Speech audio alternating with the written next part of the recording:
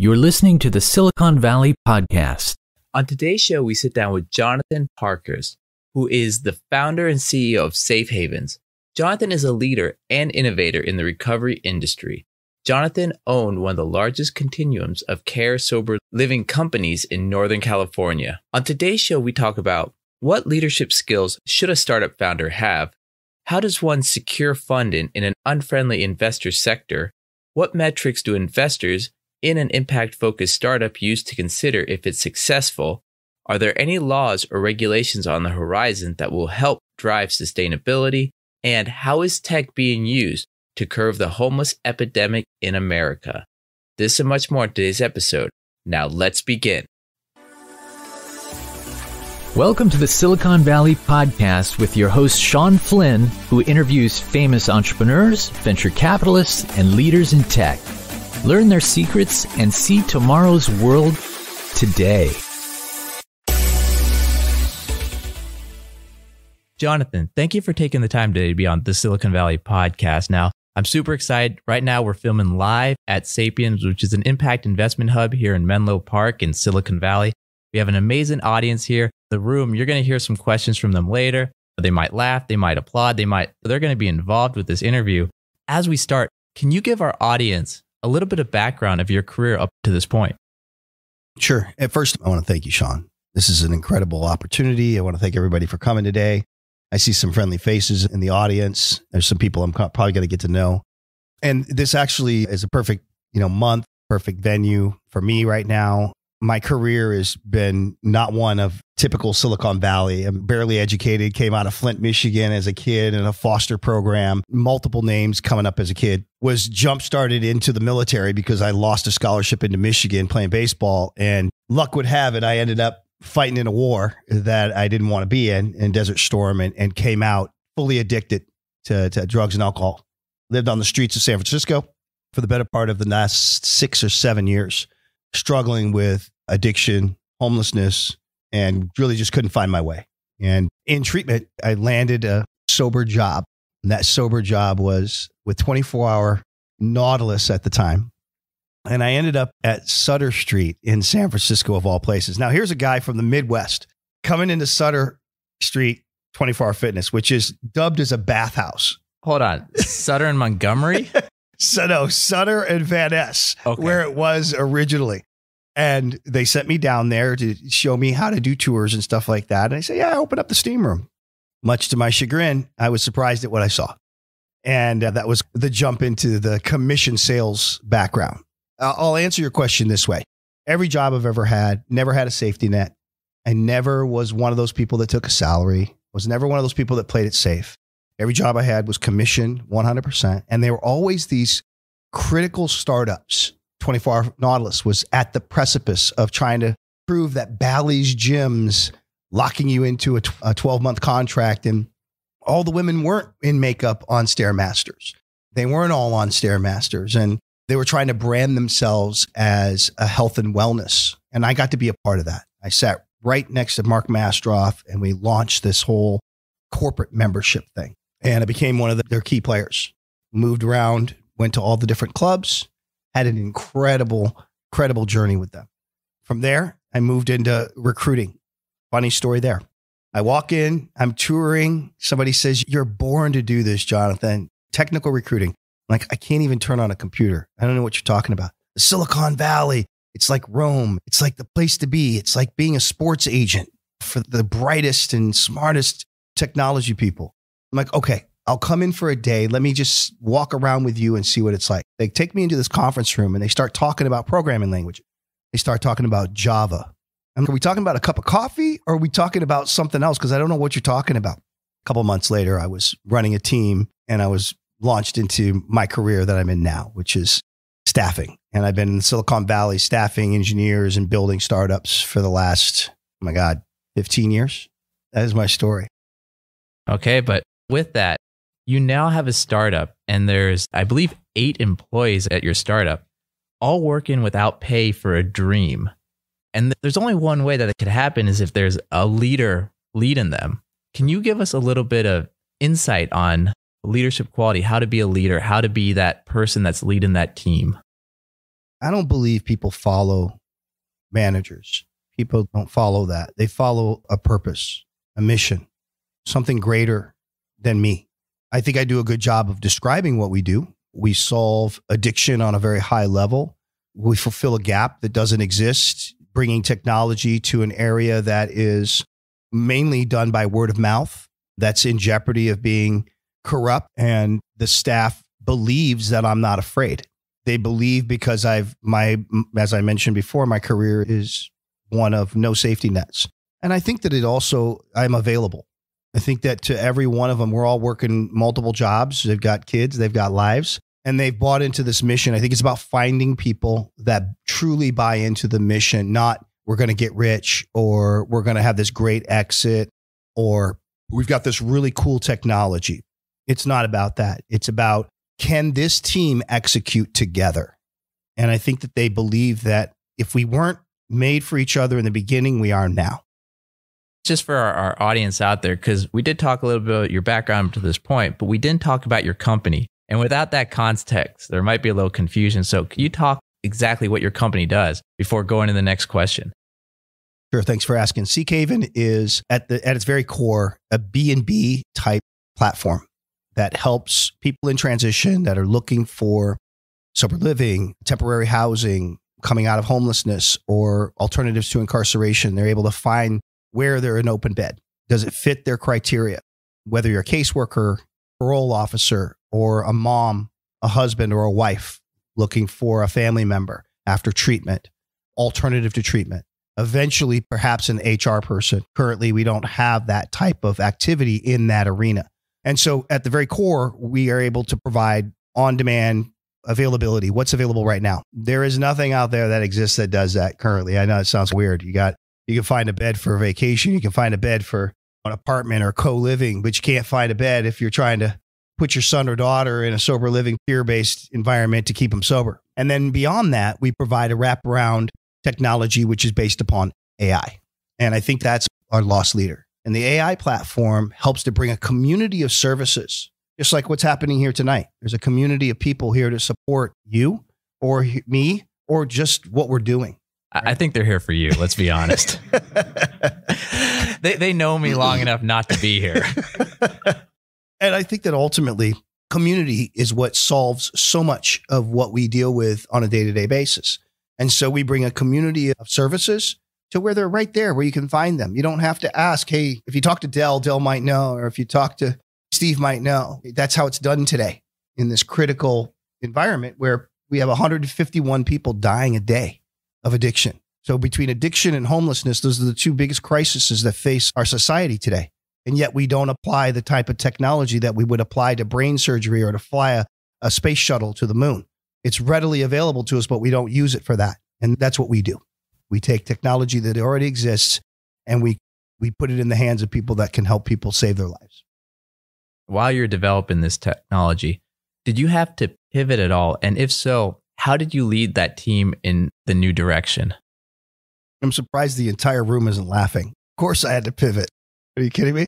We have these grandiose ideas, right? We're like, I know what I'm going to do. They're being respectful. Come on.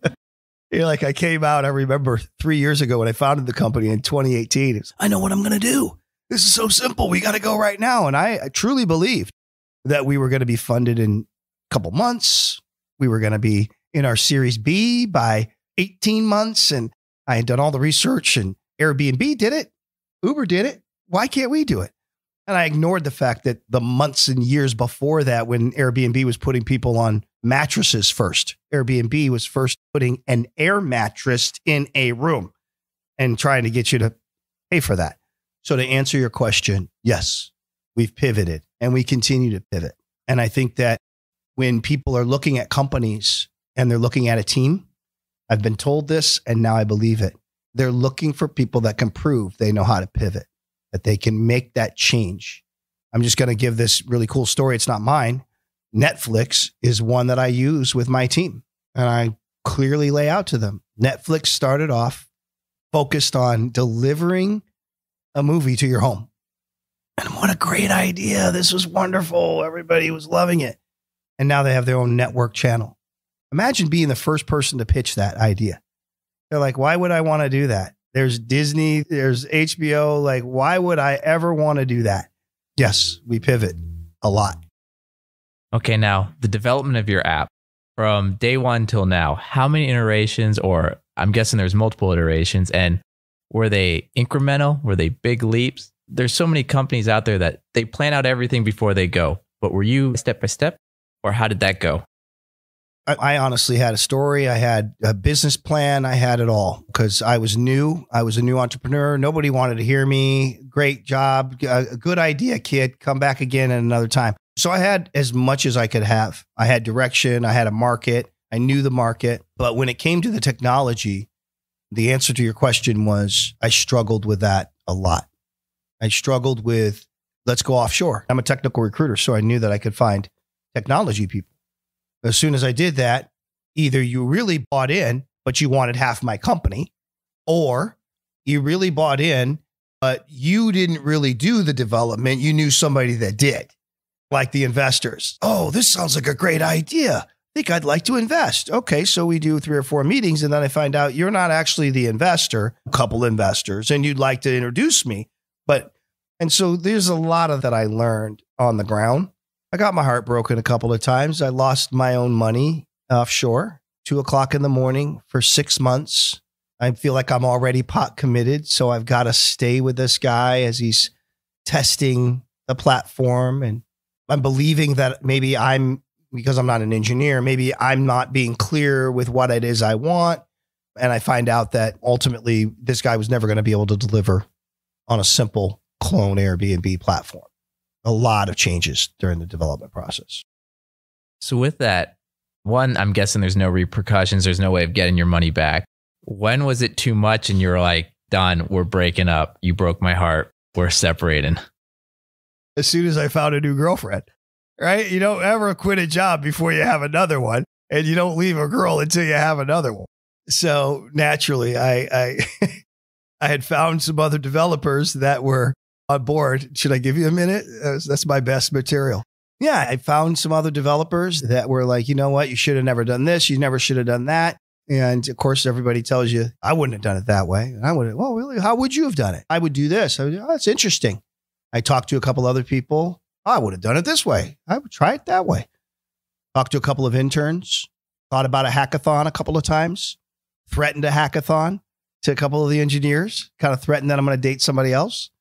And I got a team that said, we can do this, and we can do this pretty inexpensive, and we can get it done for you right now. And as soon as I got that and I started to see some activity, I started going out and doing what I do, which is finding partners, channels, sales, people that were going to get behind this and help me move this. So the problem that you're tackling right now, homeless and addiction, there's so many data sets for so many other things out there, but the data that's already been collected for this niche, this topic, how is it? Is there a lack? Is there a plethora? Is there an abundance? Tell me about the data. Tell me about you're collecting, you're analyzing it. I want to be respectful because there's going to be people that I'm going to say, hey, listen to my podcast. And there are going to be people that I want to work with. So I want to be respectful when I answer that question. I think we do the best that we can. I like how multiple girls, not a problem. Data is when we get to that area where it's, ooh. Let me be PC about that. You don't have to be PC about non-monogamous. Yes. Good catch. We are in the Silicon Valley. Data is everybody wants it. Everybody claims they have it. Some people claim that they use it. Well, how it's collected today is much the same way that the lives of people that are struggling with addiction or in homelessness, it's all by word of mouth or by a caseworker's ability or years of experience. But most of the information is done by repository, and it's me asking you, tell me a little bit about what you did today. Tell me where you think you're struggling. Did you use today? Is anybody hurting you? And that data doesn't really go anywhere. We don't have like masses of data that said this sector of people in this county, in this area, suffering from these coexisting occurring deficiencies, suffer these types of things at home or experience these outcomes. And I think that we're just starting to use the word outcomes. What are the outcomes? How do we capture the outcomes? And so I think the part that I'm super excited about with what we do is that when using something like an AI platform, which is what we use, that is a facial mapping, geome connecting. So you're able to tell if what I'm saying lands true with me, if I'm having an anxiety attack, which I am, just so everybody knows. You can never tell, but my platform would be able to tell that I'm having an anxiety attack as we are talking right now. And you're able to start to use that data across the line so that when this group of people start to interact, they can use the data from before. We use it in Google. We use it in Wikipedia. We use it in all these other areas, but we don't use that type of technology in trying to save people's lives from addiction or homelessness. And I'll just close with this, is that in homelessness and addiction, those are shame-based diseases. And so the data is more like reporting on politically or reporting on a county. We suffer this much unemployment or this much homelessness or this much addiction or this is how many people have died. But we're not reporting on it as though we're using that data for useful purposes in the future.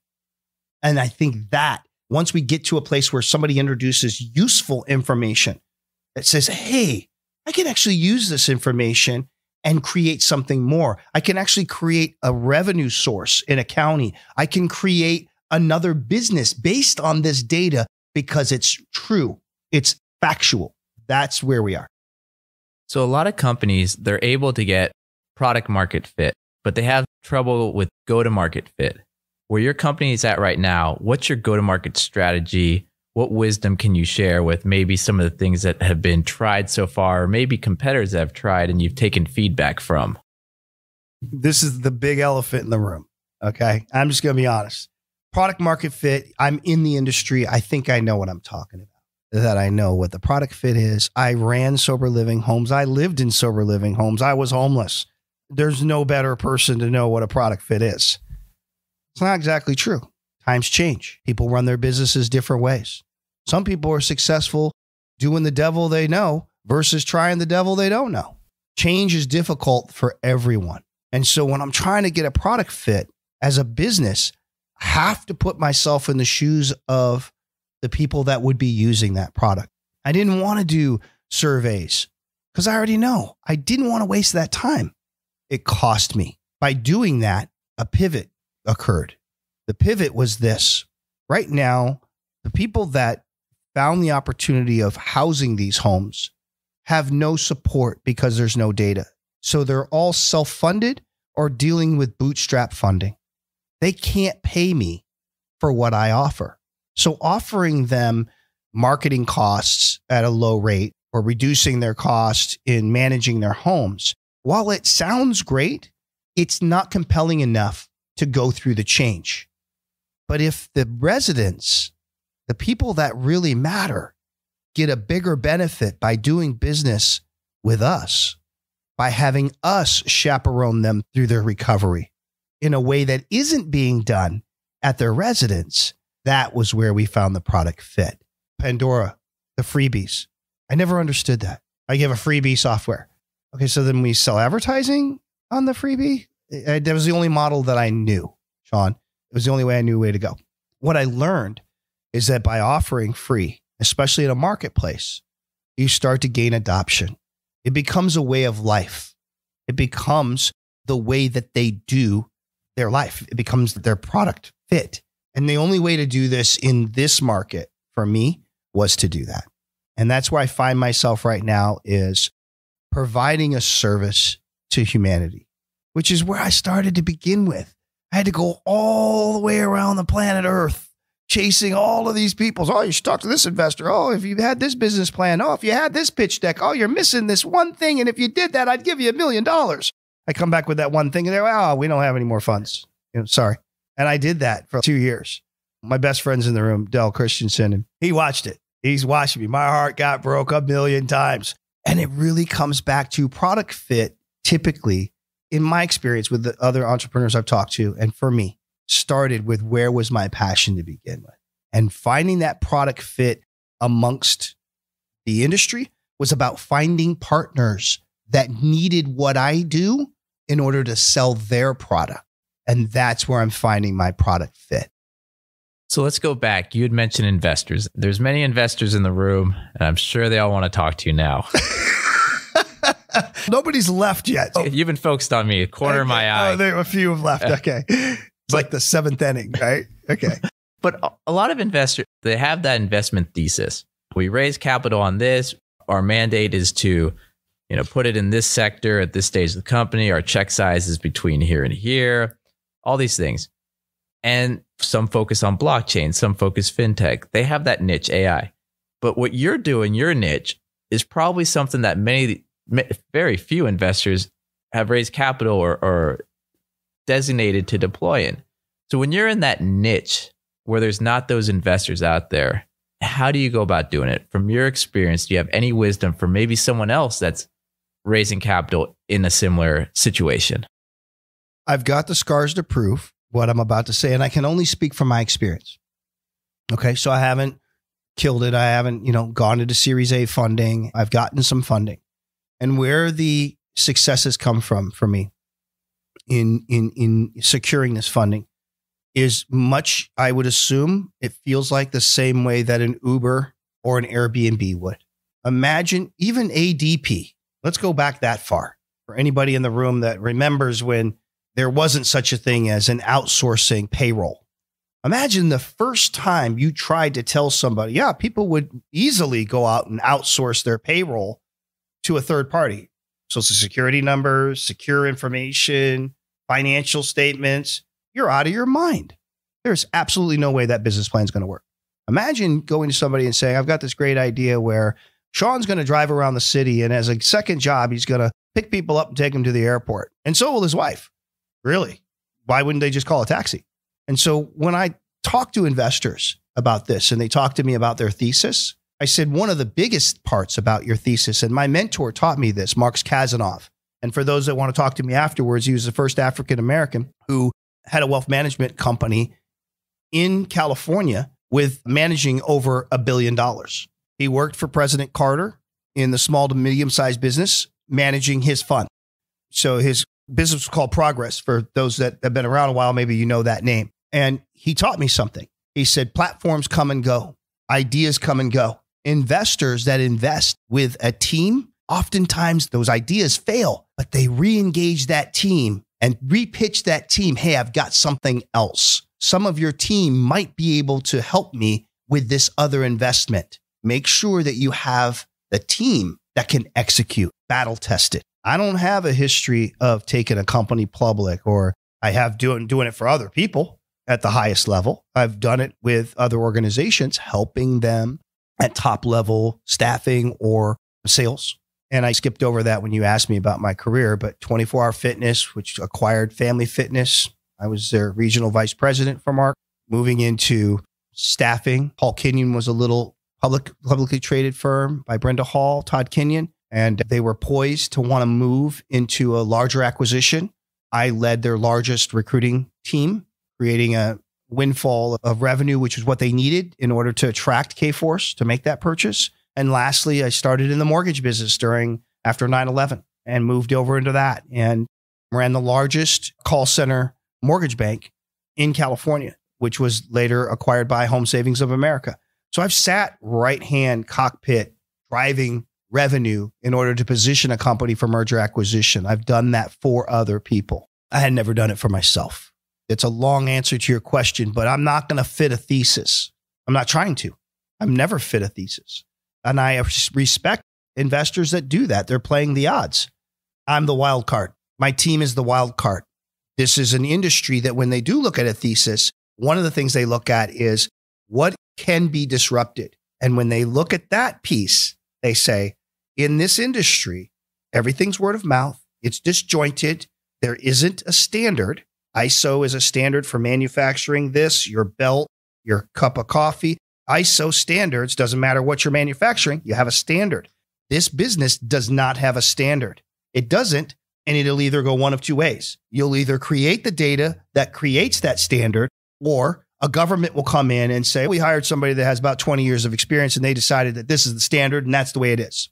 I have an example of that, and then I'll move on. When you're talking about at-home healthcare, in the late 70s, at-home healthcare was booming what homelessness and sober living is doing. It was unregulated. Anybody could do it. You could open up in your house. You could have 3 or 4 people in your home And all you had to have was a nurse come by once a week. Because it wasn't regulated and it wasn't standardized, you had people signing over their wills and testament to their nurse, suffering from dementia. No one could help them. No one could come in and say, oh, this is, you can't do that. There were no standards.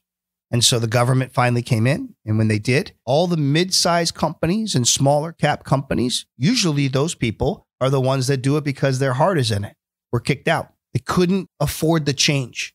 They couldn't make the pivot. They were holding together anyway what business they had because it's all they knew. The larger organizations were either acquired or they were infused with cash. Our industry is facing those two. They're beset by those two conclusions. And that's why we do what we do. That's our mission.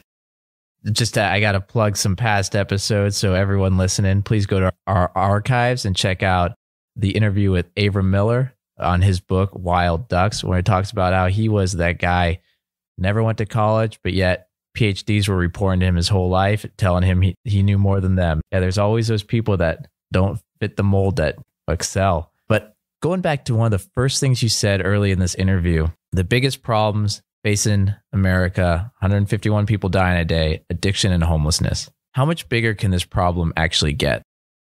I'm going to give one person credit. You had Ben Bartlett on here some time ago. Thank you for referencing our archives again. I should have just had you do it. I follow you. And Ben Bartlett says it because he has the numbers.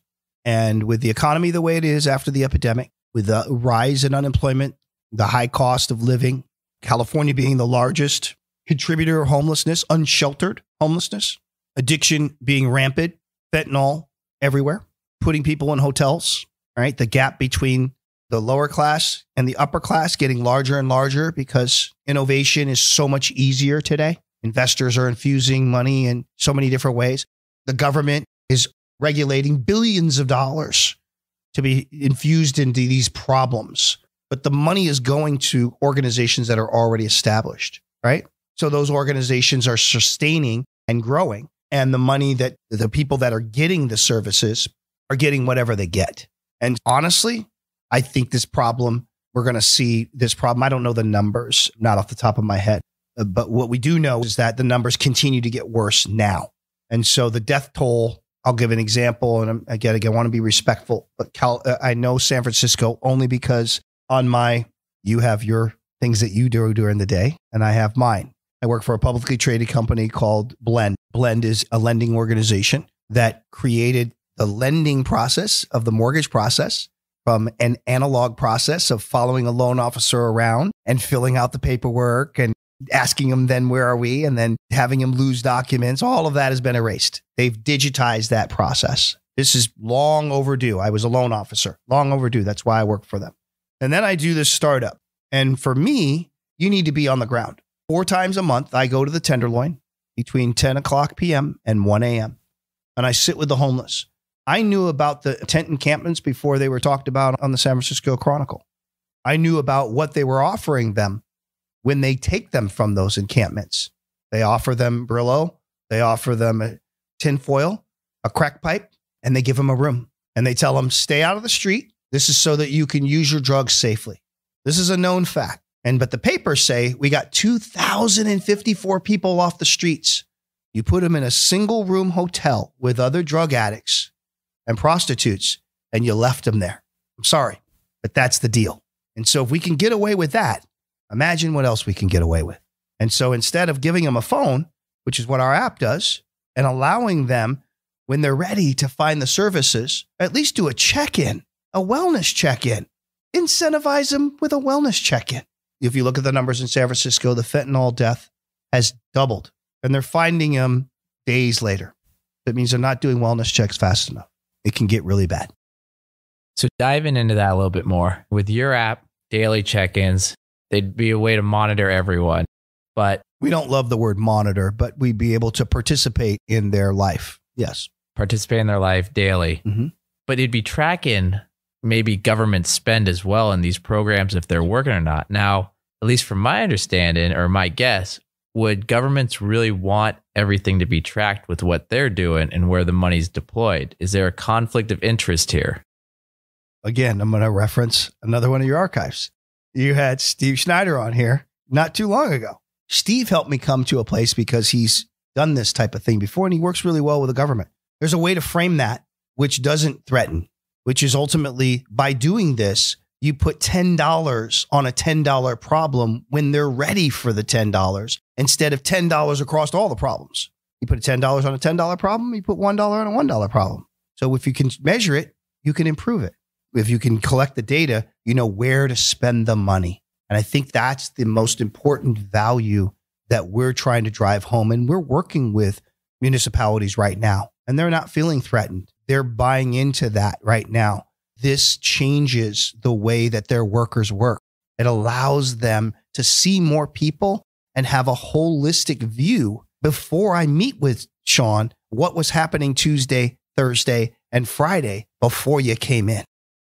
So diving back to startups, mental wellness has been a big topic on this podcast for many of the episodes. Many of the founders that I have on, including people that have sold their companies, investors, and that, when I ask them any insights that people at home may not know about the startup journey, they say mental wellness of the founder, how difficult that journey is, how challenging it is, and how people out there don't know. The mental wellness of a founder and the mental wellness of the people that we've been talking about, that problem, are there any solutions out there for these groups? And the solutions, are they completely different? Would they be similar? What are your thoughts? I wish that I would have heard that a year ago. You got to listen more on podcasts. I know. As a founder, you're lonely. It feels really lonely. I keep telling that to my crew. I sometimes I'll call Dell. I'm going to call his name out again. I'll call him in the morning. I'm lonely. Dell likes his name to be said anywhere. I'm lonely. And I can't believe I say those things, but it's lonely. Everybody wants something more. Everybody wants to be managed a certain way. You're expected to have the answer. When you pivot, everybody's looking at you. Is this real, or are you just, it's lonely. And as much as I've bought into some of my team members are 100% ride or die, that's not true. It's not true. Everybody has their own reasons. And so I can only reference this, Sean. I was really touched when I came here. This event was done non-alcoholically, and you downplayed it like to the point where I was like, dude, don't do that. Like, it really was touching. And it goes back to what I was talking about around mental wellness. Mental wellness comes because we're mammals. We pride, herd. We have to be in community. And without that, we suffer. And we live in a world where we're disconnected so easily. And we feel like we can't share.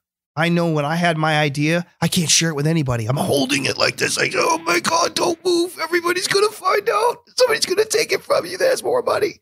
And the reality of it is, the minute I opened up my hand and I started talking to people, half this room is people that I've talked to that are friends of mine, and I just met them in the last 2 years, and they showed up for me. I know that they did that. I know that you want to think they showed up for you. And I know I said that at the beginning, but there are certain people in here that I know that they showed up for me, and I appreciate it. No, trust me. The other half also showed up for you. But honestly, for entrepreneurs, this isn't a networking event. This is a community event. And if you kept it that way, I think the room would get fuller. I don't think it always is about networking and about funding. I think it's about those topics you just mentioned, where if I was as an entrepreneur, if I'd have heard somebody else's answer, because I want to hear somebody else's answer about the loneliness and the mental state and what do you do to keep it? I just started reading, and I talked to my mentors, and I talked to my sponsor, and I talked to my friends, and I was honest, and they gave me little tidbits, and I took it seriously. Today, I think I'm fairly mentally fit. I think so. For our audience at home, a couple episodes to refer to. Chuck Orbita, he's the former center of the Pittsburgh Steelers when they won the Super Bowl. He's now a mental mindset for the entrepreneur, or Super Bowl mindset for the entrepreneur. That's it. That's his pitch. And if you think about it, when you're face to face with a 350-pound guy and you're like, I got to take him down, you got to be mentally pretty strong. Also, Sam Wong, check out his episode. And Raz from Flowwater, that was a very touching episode where he was talking about Friday night and you're in the office programming, not because you have nothing else to do, but you have no one else to see because you've spent 4 years just building this, what you're working on. But question for you, Jonathan, there's so many parts of what you're doing that the government and tech play a part of. are there any laws and regulations that are on the horizon that are either going to make things easier, more difficult? Are there any laws or regulations that you're facing now that are making things difficult that you wish you would change? What could our audience listening, what insight can you give them on what's hindering this, helping this, what's going on? So on the addiction side of things, there's associations. That's it. There's no standards yet, but there's associations. NAR, National Association of Recovery Residences. And there's a big win that just happened, which is, I was like, oh my God, thank you. This was like a great, wonderful thing that happened, which is in the continuum of care in behavioral health. There are standards around psychomeds, or if you're being prescribed medication, or if you're going to see a therapist, these people have to be certified, and all that exists. But then when you get into after treatment and you get into, okay, so now you're going to go home and you're going to live your life, there's nothing there for you, right? There's no standard. You're expected to figure it out. Like your question, is there anything out there for entrepreneurs that you're expected to know how to do a pitch deck? People will give you templates for that and so forth, but they don't give you a template on how to stay mentally fit. And trust me, I don't care how good your product is. If you lose can't swear, if you lose it, it doesn't matter. If you sack the quarterback, the game's over. And so that was what my team was talking to me about. One of the things that happened was the federal government finally, after I don't know how long, finally just announced that sober living is an evidence-based continuum. Now, all that means is that we accept that actually is an evidence-based, that if you go into sober living and you stay, there's evidence that you are moving forward, and we can start to collect some type of continuum results. We can actually see, we can track that, but we don't have anything that does that. So it's of no use. There's nothing that does that currently. People come in, they do an intake, they write it down, and they stay and they pay their rent and they're gone. So we're not tracking any of that. So what helped us was that we were already, when they check in, they come in digitally, we track when they left because they pay through our platform. That makes it really easy. You don't have to write it down. When they come in, every time they pay their rent, I partnered with the 3 bureaus. So now when they pay for the bed, they get credit. Their credit increases. When they come in, they automatically have access to a resume bank. So now if they're looking for job opportunities, they're able to go ahead and apply for jobs that are readily available for them. We got an audience. There's people trying to barge through the door. I mean, we're at full capacity. Everyone listening. We have 2 guards at the front, and looks like some other people are trying to get in. So okay, everyone, we might not even be able to continue, people, but everyone listening, we will persevere. So, Jonathan, question with what you would consider success for this. Your investors consider success. What would be a big win for? Is it to go IPO? What do you want to happen, the investors to happen with this?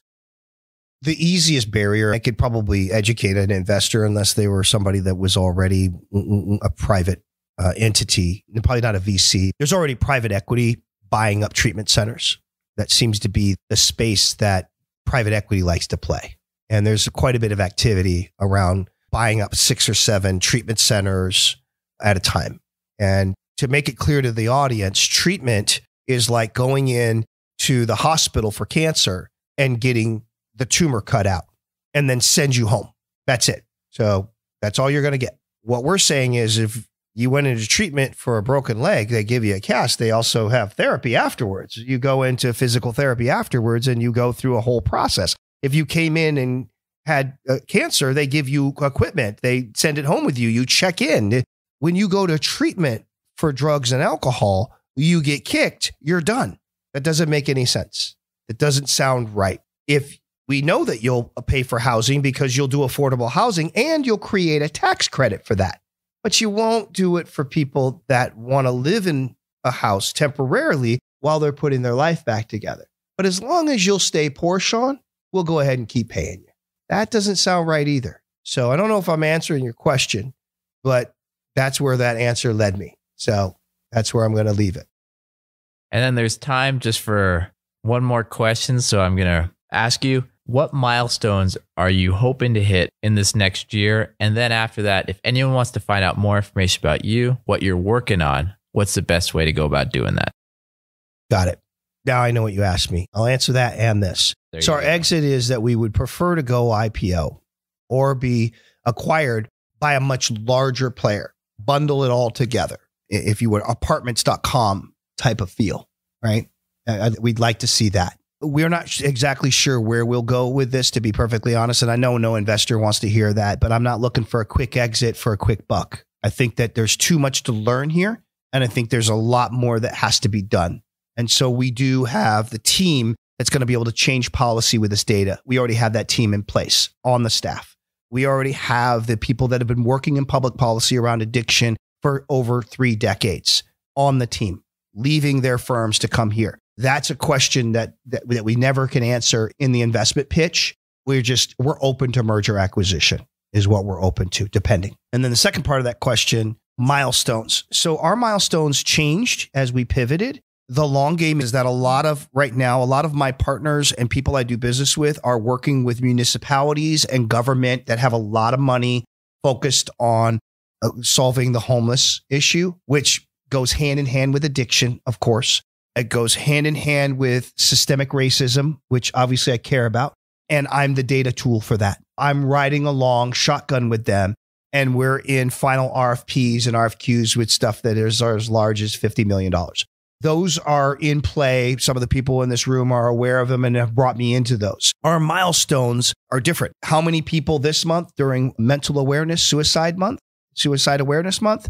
We want to have a minimum of 2,000 users by the end of October, meaning users are afflicted people registered on our platform.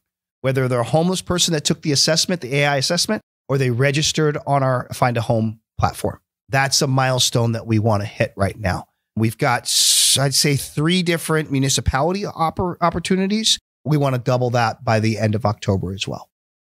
Fantastic. And if anyone wants to find out more information about you, what you're working on, what's the best way to go about doing it? Easiest way is just my first initial, last initial is JP at GoSeekhaven.com. Pretty simple. GoSeekhaven.com. Fantastic. We're going to have that information in the show notes. And before we open it up to Q&A from the audience, I got to thank Del Christensen, who made the introduction that allowed today's interview to take place. I have to thank Sapien for allowing us here to record this amazing episode. And I have to thank the audience for coming all this way to attend. Can I make one? Of course. I just want to make one, if that's okay with you. For me, I'd like to dedicate this part of the podcast to a dear friend of mine, and his name was Sean Patrick Parkhurst. He was my brother. He was my best friend. And in those early years, he took me in as a foster kid who tried to kill himself. And this is Suicide Awareness Month. And he killed himself about 2 decades ago after I became a Parkhurst. I dedicated a lot of what I do today to his memory. I wouldn't be here today if he hadn't changed my life, brought me into his family, and made me a part of his family. For Suicide Awareness Month, I want to dedicate this to him and as well as to my ex-wife's dad, who recently took his own life a couple of years ago, Curtis Sittenfeld. So thank you. Wow. I'm not really sure. If anyone wants to find out more information, the information for Jonathan is going to be in the show notes, along with Sapien and everything else. It'll be at the website, thesiliconvalleypodcast.com. Once again, thesiliconvalleypodcast.com. If while listening to this, you learned anything, you enjoyed it, please go to iTunes or other podcast platforms, give it a 5-star rating, write a review. It helps us get the word out. It helps us create great content like this. And I have to give a shameless plug for myself. If anyone's looking for an investment banker for mergers, acquisition, raising growth capital, also email me. Just go through the website, my LinkedIn, or my email is sf@globalcapitalmarkets.com. And with that, Jonathan, I want to thank you for your time today on the Silicon Valley Podcast. Thank you. Thank you for listening to the Silicon Valley Podcast. To access our resources, visit us at thesiliconvalleypodcast.com and follow our host on Twitter, Facebook, and LinkedIn at Sean Flynn SV. This show is for entertainment purposes only. Before making any decisions, consult a professional.